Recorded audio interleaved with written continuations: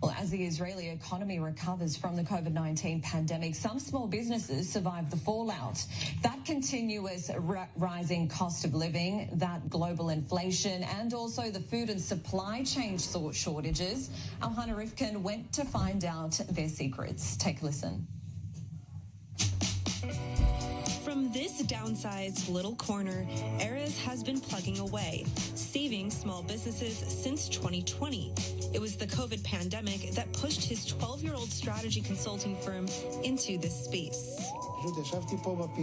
I sat here in this corner on my computer and thought to myself, what do I do with all of the information that I've accumulated all these years? What is the advice that I gave to other businesses?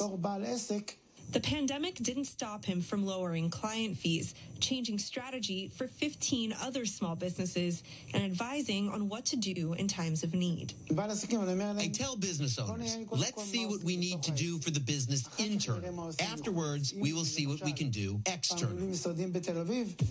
But Israel is swamped in a cost of living crisis, a crisis still growing, fueled now by the war in Ukraine and the pandemic. It has the Jewish state listed as one of the most expensive countries to live in.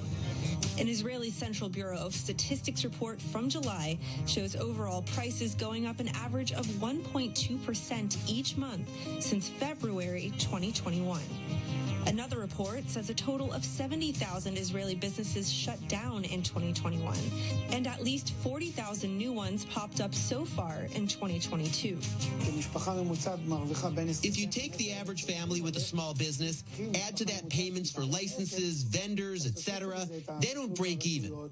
They're still trying to survive each month. Now add to that the cost of living.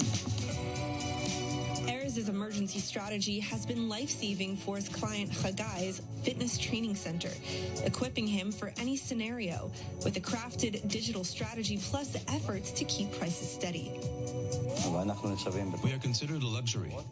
We're doing everything we can to keep our heads above water and to continue to attract people. I show them how to maintain, how to eat, how to act.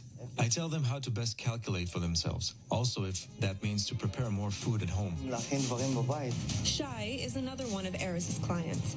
His production company has been his main source of income for several years, but rediscovering his talents as a meat chef is now his pivot for slow periods. I love to host, so right here in my backyard, I started to do meat evenings. I would turn on the smoker, make meat, and invite all kinds of friends and other people.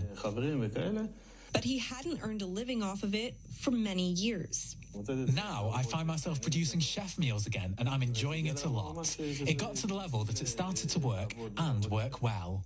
Now, as normality kicks into gear, production is picking up, but expenses are still rising, and it's all about keeping up the product quality. I won't say it's not possible. It is possible, but it's very challenging. 3 business owners with intertwining stories, all working towards success confidently, despite life's uncertainties. I believe in myself. I believe in my business. This is my life. All the time, I fall and up and fall and up. You do everything you can. You plant here and here and here, and whatever grows, it grows. Hannah Rifkin for i24news in Akko.